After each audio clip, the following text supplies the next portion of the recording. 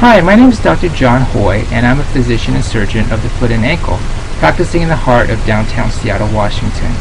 I'm producing a series of YouTube videos to allow you to get the chance to know me and my practice a little better. It will give you a sense of meeting me in person, so to say, prior to coming to the office. I wish to address some of the top questions that have been asked of me over the years. I also want to present some information about some of the top clinical conditions that I see. Also, I want to give my staff an opportunity to introduce themselves to you. My practice is concerned with the diagnosis and treatment of all medical and surgical problems of the foot and ankle. You can find out more information about our practice on our website at www.seattlefeet.com. There you can find out more about our scope of practice and also what makes us uniquely qualified and able to handle your foot and ankle problem. You will also be able to find links there to my professional blog as well as to our interactive Facebook community. When you're ready to make an appointment, feel free to call our office. Also, if you have any questions. I'm looking forward to meeting you.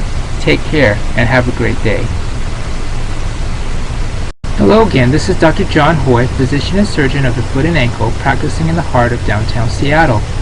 Oftentimes I'm asked the question of how I became interested in becoming a doctor of podiatric medicine. My desire to become a physician started in my high school years when I attended Rainier Beach High School in Seattle. Seattle was where I was born and raised. It was the dream that just did not go away. I was also interested in teaching, law, and counseling. As an undergraduate at the University of Washington, I was exposed to the podiatric medical profession through the pre-med advising program. I was the first in my family to attend university as an honor student. My parents were working-class immigrants from the south of China, and so higher education was really a frontier for me to explore. I was happy to be accepted to the Ohio College of Podiatric Medicine in Cleveland, and my father was especially proud of me, wanting to visit the school before he died. My mother also sacrificed much to keep me successful in my academic achievement as I finished my medical degree at the California College of Podiatric Medicine in San Francisco and residency thereafter. It is an honor to practice podiatric medicine and surgery. I've had many opportunities to teach patients, residents, and students. Think about the legal system as well as counsel. I have since gotten training in counseling and incorporate that into my medical practice. The foot and ankle are complex structures. They hold up all of our weight. Much intelligence is needed to think in terms of biomechanics and incorporate the patient's lifestyle into our treatment plans. Podiatric medicine encompasses medicine, biomechanics, and surgery. It is a unique and comprehensive approach in treating lower extremity pathology. Thank you very much for listening. Until next time, take care and have a great day. Hello again, this is Dr. John Hoy, physician and surgeon of the foot and ankle, practicing in the heart of downtown Seattle, Washington. Welcome to my treatment room. Today, we will be talking about 7 reasons why you should see a podiatrist for your foot and ankle problem. Number 7, a podiatrist can prescribe antibiotics and perform surgery. When a person has a wound on their foot, for example, it is important to see a podiatrist. The problem is that most areas of the foot and ankle, unlike the abdomen or the arm, the skin is very close to the bone.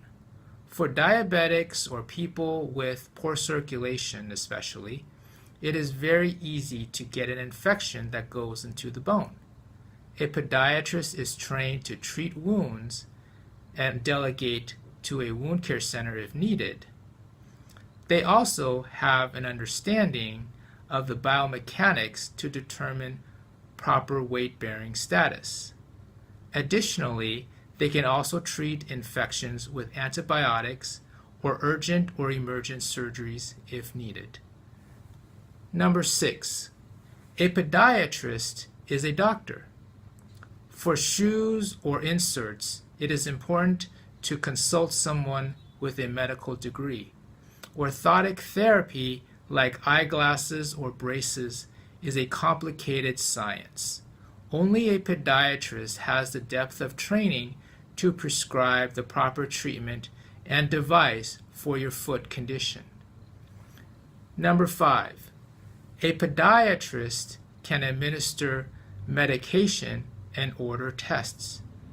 For a patient with an injury, it is important to see a podiatrist to establish a definitive diagnosis of which structure is injured and how badly.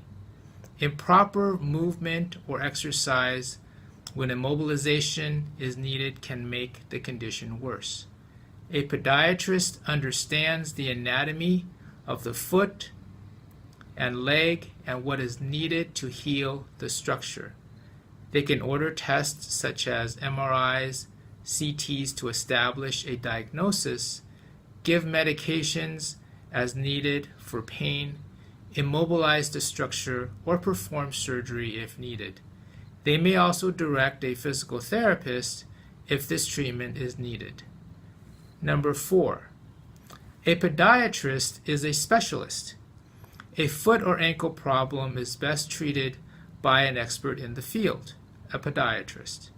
They have the most education and training specific to the foot and ankle and undergo the most rigorous and comprehensive certification process of any specialist. They are also collaborative members of multidisciplinary patient care teams and innovators in treatment protocols and surgical procedures. It is important to ask to see a podiatrist sooner rather than later, especially if the condition persists. Number 3, a podiatrist exclusively treats feet. A podiatry referral is indicated to evaluate for treatment of all foot and ankle conditions, including fractures or surgery on the foot and ankle. Other types of specialists may perform surgery throughout the body on muscles, bones, and joints, shoulders, hips, knees, etc. Only a podiatric foot and ankle surgeon is specialized to exclusively perform foot or ankle surgery on the muscles, bones, joints, but also on skin structures, nerves, etc. Number 2, a podiatrist can treat urgent foot conditions. Oftentimes in the emergency department, a podiatrist is called for a foot and ankle problem. For urgent conditions involving the foot or ankle, especially during business hours when a podiatrist is available in their office, it may be more efficient to be seen by a specialist right away. Number 1, a podiatrist is your choice for foot and ankle medical and surgical care. People know best what they do the most of. An artist knows about art. A gymnast knows about gymnastics. An appliance salesperson knows about appliances. Podiatrists attend podiatric medical school and residency to be physicians and surgeons of the foot and ankle. Their practices are dedicated to this important part of the body to treat it in the best and most integrative way possible based on medical science. If you are a patient with a foot or ankle problem, call our office today for an appointment. As always, take care and have a great day. Hello again, this is Dr. John Hoy, physician and surgeon of the foot and ankle, practicing in the heart of downtown Seattle, Washington. Welcome to my treatment room. Today we will be talking about corns and calluses. You may notice some thick areas of skin on your feet, possibly even causing some pain. It could be a corn or a callus. But what's the difference between the two, and why are they important? Getting its name from its resemblance to a corn kernel. A corn on the foot is a small, circular, thickened area found in the skin of the foot. This buildup of skin can be found on the top, side, or end of the toe, or between two toes. Corns are caused by constant friction against the shoe or too tight of shoes. They may be soft or hard with the center, depending on their location. Calluses, on the other hand, is another type of skin buildup, and they're usually located on the bottom of the toe or on the ball of the foot.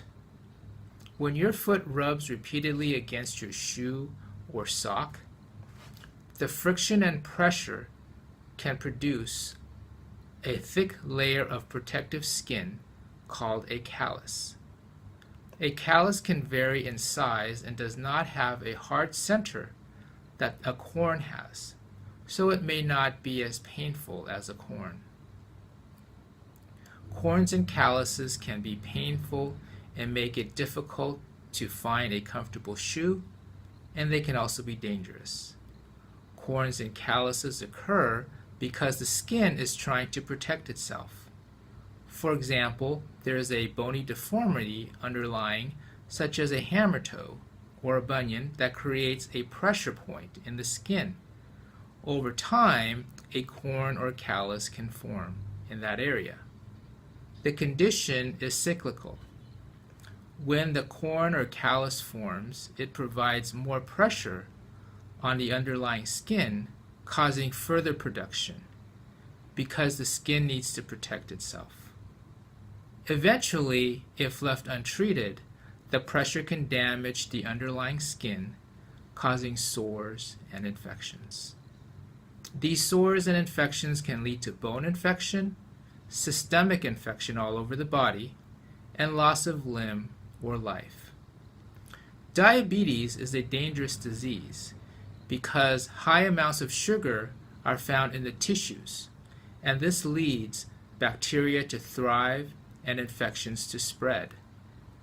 Other conditions that may be harmful include poor circulation, which makes it difficult to heal wounds, and also poor nerve sensation or neuropathy, which makes it so that you can't feel it when the callus or corn is digging into the flesh and becoming a sore. Both of these are common in diabetes. For this reason, many insurances allow corns and calluses to be trimmed once a month for patients who are at risk with poor circulation or poor nerve sensation, or if there is pain. One of the most commonly asked questions is, why do corns and calluses need to be trimmed so frequently? First of all, there may be pain with corn or callus recurrence, and trimming them simply reduces the pain.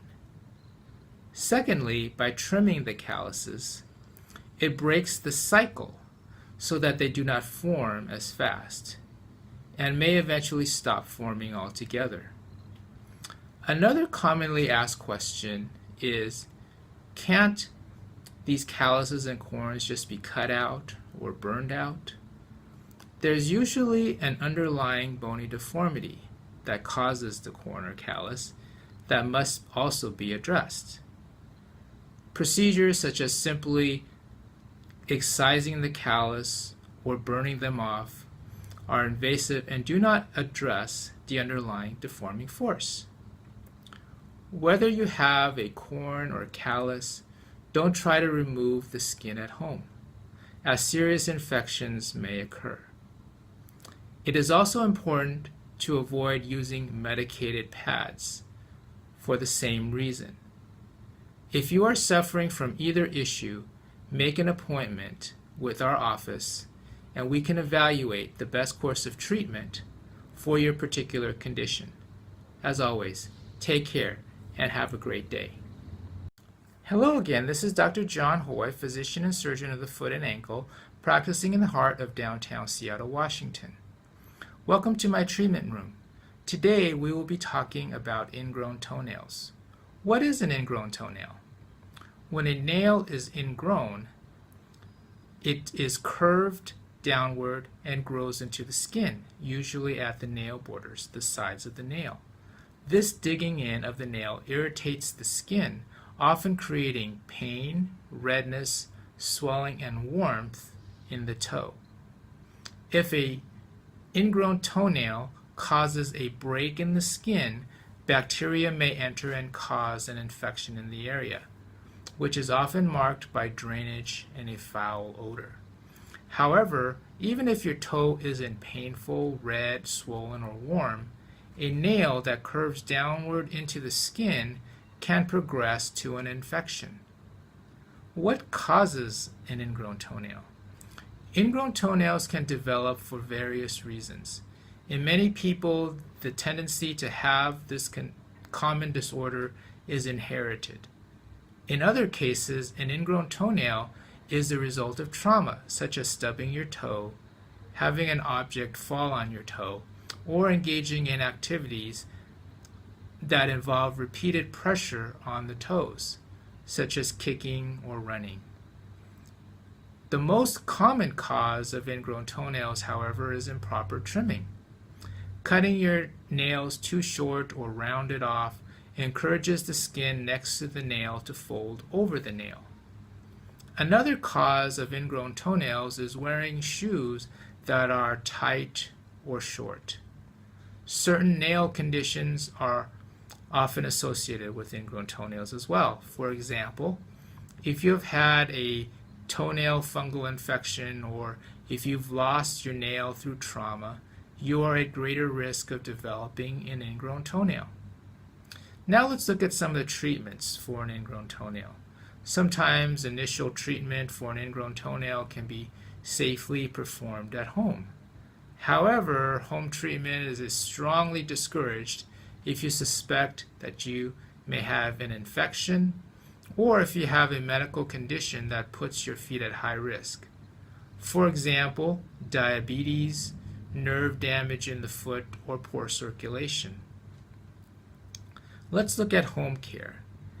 If you don't have an infection or any of the above conditions, you may soak your foot in room temperature water, adding Epsom salts if you wish, and gently massaging the sides of the nail fold to help reduce the inflammation. Avoid attempting bathroom surgery.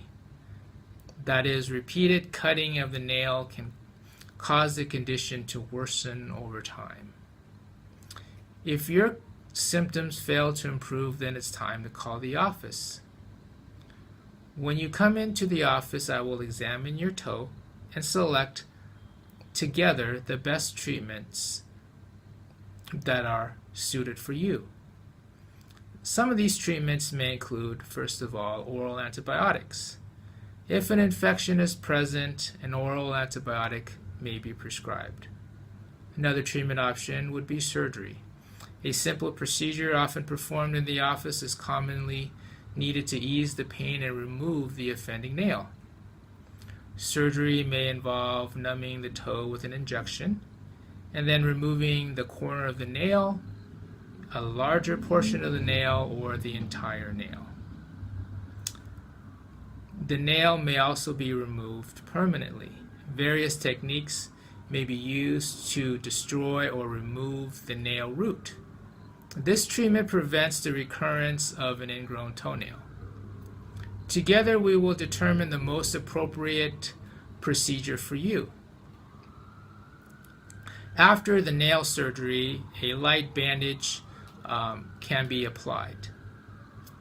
Most people experience very little pain after the surgery and may resume normal activities by the next day.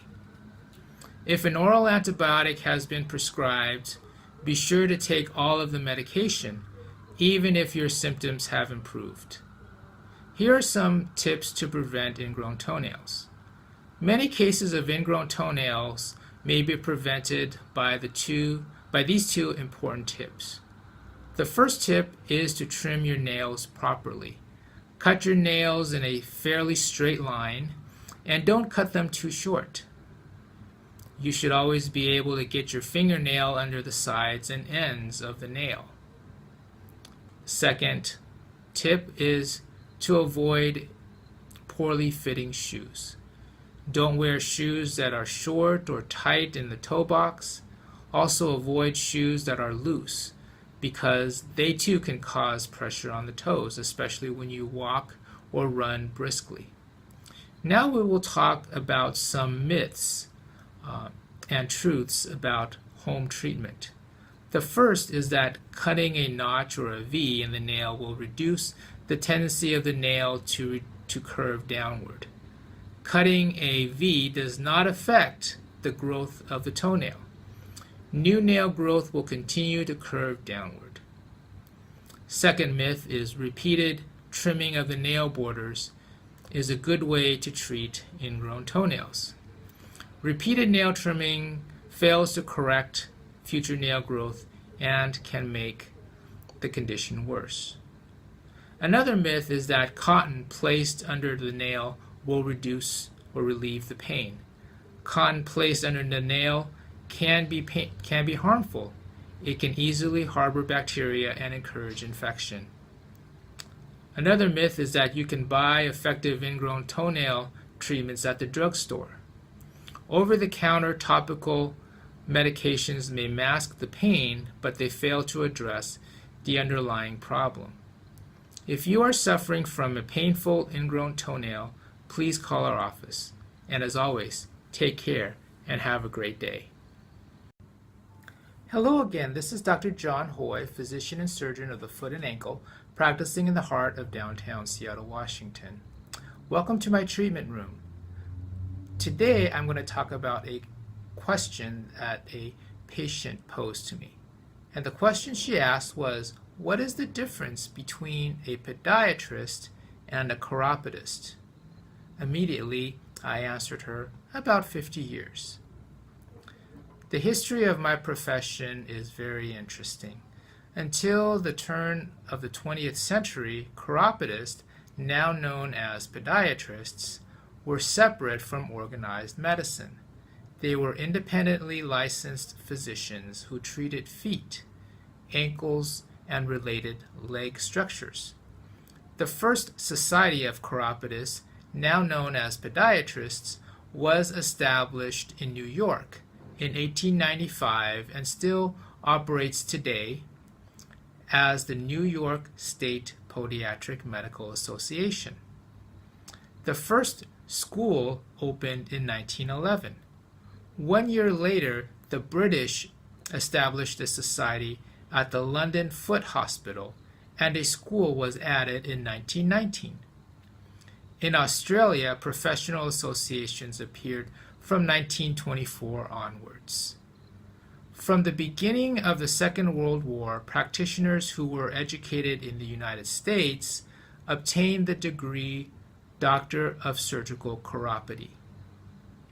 By the end of the 1960s, all of the schools in the United States had changed their names to podiatry, and the degree graduates were awarded was, and continues to be, Doctor of Podiatric Medicine, or DPM.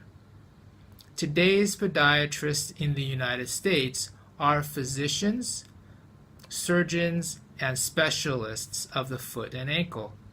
They have a podiatric medical school education and residency, and their licenses allow them to do the following. Number 1, perform surgery. Number 2, perform reconstructive and microsurgeries. Number 3, administer anesthesia. Number 4, perform complete medical histories and physical examinations. Number 5, prescribe medications. Number 6, set fractures and treat sports-related injuries. Number 7, prescribe and fit orthotics, insoles, casts, and prosthetics. Number 8, order and perform physical therapy. Number 9, take and interpret x-rays, ultrasounds, MRIs, and other imaging studies. Number 10, work as valued members of a community's healthcare team. In some Canadian provinces, such as British Columbia and Alberta, the standards are the same as in the United States, where the Doctor of Podiatric Medicine, or DPM, is the accepted qualification. Quebec, too, also has recently changed to this DPM level of training.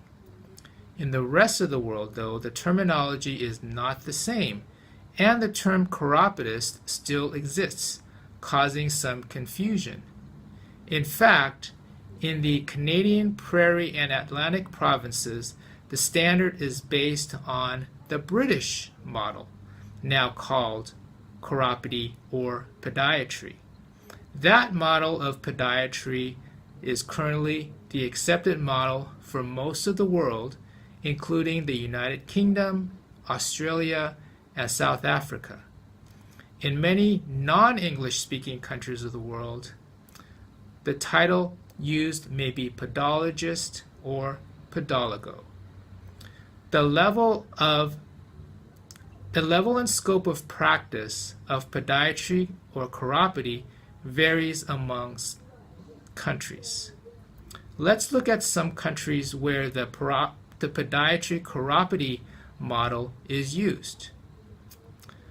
In the Canadian province of Ontario, the government adopted the British foot care delivery model in 1980. Since July 1993, no new American model podiatrists have registered to practice in Ontario.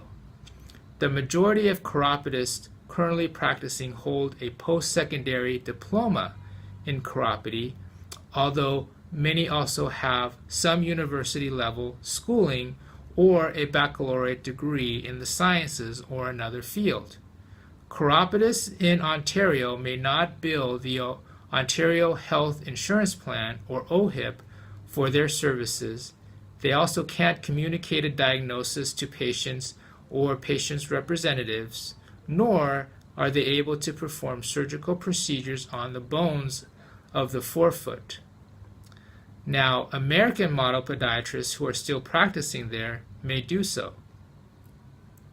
In the United Kingdom, podiatrists complete about 1,000 supervised clinical hours in the course of training, which enables them to recognize systemic disease as it manifests in the foot and ankle, and will refer on to the appropriate healthcare professional as needed. The scope of practice of a podiatrist is varied. It ranges from simple skin care to invasive bone and joint surgery, depending on the education and training. In order to perform invasive foot surgery, a UK podiatrist must undertake extensive postgraduate education and training, usually taking a minimum of 10 years to complete. In Australia, there currently exist 2 levels of professional accreditation and professional privilege. There is the general podiatrist and the specialist podiatric surgeon. Australian podiatrists complete an undergraduate degree ranging from 3 to 4 years of education. Australian podiatric surgeons, on the other hand, are specialist podiatrists with further training. A master's degree must be completed. So in summary, a chiropodist is a term that is no longer used in the United States. In the US, the profession has evolved to the Doctor of Podiatric Medicine, also called Podiatric Physician and Surgeon or Foot and Ankle Surgeon. Its practitioners have a medical school, education, and residency. With the exception of British Columbia, Alberta, and Quebec, the practice of the profession is very different in the rest of the world. The model that is used is called podiatry chiropody. Here, the practitioners have a post-secondary bachelor's or master's degree. That is the difference. For the best in surgical and non-surgical care of your feet, please call our office for an appointment. As always, take care and have a great day.